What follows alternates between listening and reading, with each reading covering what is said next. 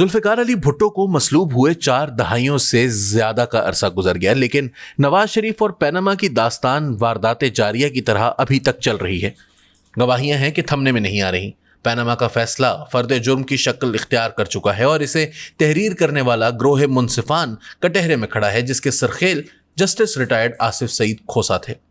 मारूफ कानूनदान हामिद खान ने एक talk show में कहा कि चीफ जस्टिस अनवर जहीर जमाली सियासत में नहीं पढ़ना चाहते थे, इसलिए वो ज्यादा आगे ना बढ़े, लेकिन उनके जाने के बाद अदालत का माहौल बदल गया।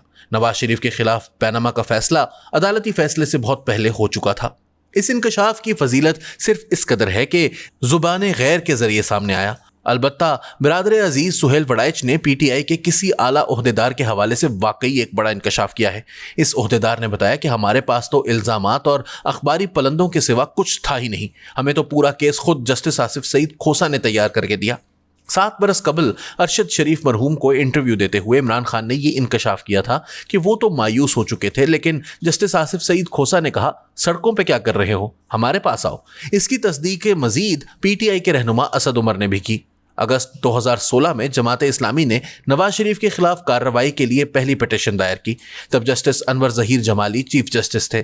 3 दिन बाद 5 बड़े एतराजात लगाकर इसे नाकारा, फिजूल, खोखली, लायानी, गैर संजीदा और ओछी यानी फ्रिवलस करार देकर वापस लौटाया गया।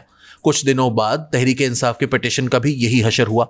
खान साहब मायूस होकर जोला गाहे कूचाओ बाजार को लौट आए। नवाज शरीफ को सियासत बदर करने की अस्करी मंसूबा साजी जनरल रिटायर्ड फैज हमीद के हाथ में थी। सुप्रीम कोर्ट में इस कार्य अजीम के लिए जस्टिस खोसा का इंतखाब किया गया। पीटीआई को सुप्रीम कोर्ट आने की पेशकश के फौरन बाद वही फिजूल, नाकारा और लायानी पिटीशन मुकद्दस और मोतबर ठहरी।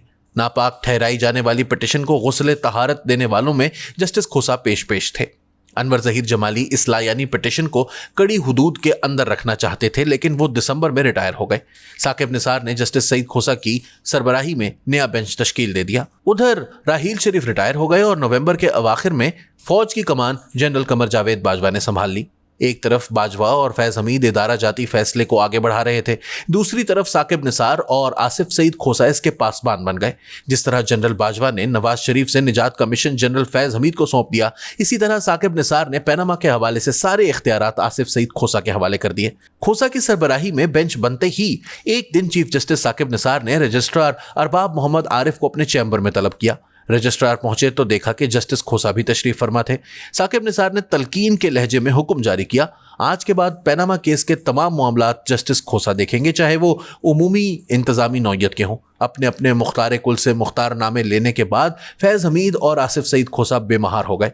अनवर जहीर जमाली की रुखसती, साकिब निसार का अता करदा मुख्तारनामा, 5 रुकनी बेंच की सरबराही और फैज हमीद की पुश्त पनाही के बाद खोसा साहब के लिए कोई रुकावट ना थी।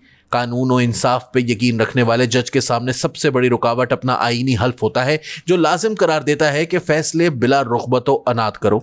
लेकिन पैनामा के हवाले से जस्टिस खोसा के फैसले के एक एक लफ्ज से बुग़्ज़ व अनाद का ताफ़ुन उठ रहा है। जीआईटी के लिए हीरे भी खोसा ने चुने। अंसार अब्बासी की स्टोरी आने पर जब वजीर आजम नवाज शरीफ के सेक्रेटरी फवाद हसन फवाद ने सुप्रीम कोर्ट के रजिस्ट्रार अरबाब मोहम्मद आरिफ को फोन करके हकीकत हाल जानना चाही, तो रजिस्ट्रार ने बताया, मुझे जस्टिस आसिफ सईद खोसा ने ऐसा करने को कहा था। व्हाट्सएप कॉल्स की बेचेहरा कहानी सिर्फ मतलूब हीरो की तलाश तक महदूद नहीं। सिक्योरिटी एक्सचेंज कमीशन के सरबराह जफर हिजाजी और उनके साहिबजादे पर जो गुजरी वो अनाद में लथपथ मुनसिफों की खुए इंतकाम का शाहकार है। 5 रुकनी बेंच के सरबराह की हैसियत से जस्टिस खोसा ने खासे जत्न किए कि किसी तहकीक व तफ्तीश का दफ्तर खोले और किसी इल्जाम का खोज लगाए बगैर ही नवाज शरीफ को फारिग कर दिया जाए। जस्टिस गुलजार राजी हो गए। बाकी 3 का ख्याल था कि इस तरह की उरियां ढिटाई और रुसवाई भी थोड़ी सी हया मांगती है। जस्टिस खोसा का अनाद किसी हया का मुतकाजी ना था। 20 अप्रैल 2017 को 5 रुकनी बेंच फैसला सुनाने बैठा तो रिवायत के मुताबिक 3 अरकान का अक्सरियती फैसला पढ़ने के बजाय मरकजी कुर्सी पर बैठकर जस्टिस खोसा ने अपना इख्तलाफी नोट पढ़ना शुरू कर दिया, जिसका आगाज अमरीकी मुसन्निफ मारियो पुज़ो के मारूफ नावल द गॉडफादर के एक इक्तबास से होता है। ये इक्तबास बतौर खुद बुग़्ज़ व अनाद की एक अफसोसनाक कहानी बयान कर रहा है। कानूनी माहिरीन का ख्याल है कि आसिफ सईद खोसा का इख्तलाफी नोट किसी भी पैमाने से अदालती फैसला नहीं लगता। ये ऐसे शख्स का तहरीर करता जवाब मजमून ऐसे है जो अंग्रेजी अदब पर अबूर का तासुर देना चाहता है। जब कोई जज अपनी रोशन ज़मीरी के तहत आइन, कानून, अपने हलफ और अपने ज़ाब्ता इखलाक के मुताबिक एक फ़ैसला लिख देता है तो वो इसके नताइज से बेनियाज होकर मामला अल्लाह और अवाम की अदालत पर छोड़ देता है। जब फैसले की बुनियाद कदूरत, बुग़्ज़ और अनाद पर हो तो जज का लिबादा पहने शख्स अपने हदफ का ताक़ुब जारी रखता है।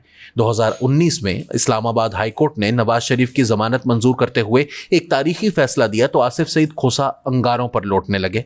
फैसला तो ना पलटा, लेकिन अदालत को खरी खरी सुनाई और ज़मानत के लिए इतनी कड़ी शराइत आयद कर दी कि वो मुमकिन ही ना रही।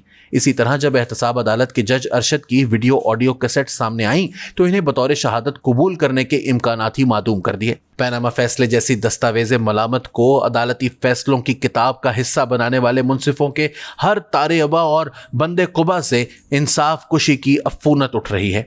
280 आर्टिकल्स और हज़ारों झेली शिकों पर मुश्तमिल आईन पाकिस्तान इनका कुछ नहीं बिगाड़ सकता, क्योंकि ये खुद आइन की तशरीह और ताबीर करने वाले हैं, और बात ना बने तो मर्जी का आइन खुद भी लिख लेते हैं।